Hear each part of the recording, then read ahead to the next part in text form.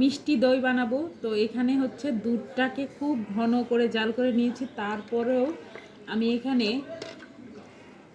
Measurement কাপের 1 cup পরিমাণ গুঁড়া দুধ দিয়েছি। দুধটা যখন জাল করেছি তখন দিয়েছি 1.25 কাপ, আর এখন দিয়ে দিলাম 2 টেবিল চামচের মতো। দুধটা অনেক ঘন হয়েছে। এখন দইয়ের যে বীজ এটা দিয়ে দিলাম।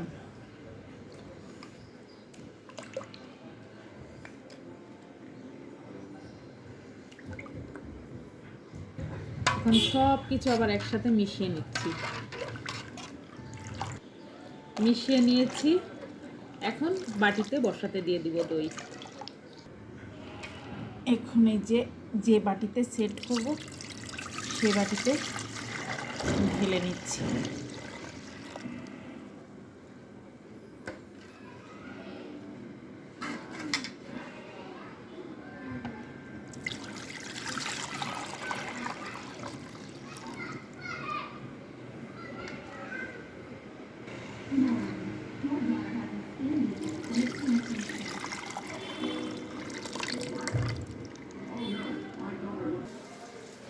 দইটা এখন বসানোর জন্য আমি রেখে দিব 6-7 ঘন্টা। 6-7 ঘন্টা পরে এটা জমে এত সুন্দর দই হবে, আর খুব মিষ্টি সুন্দর দই হবে।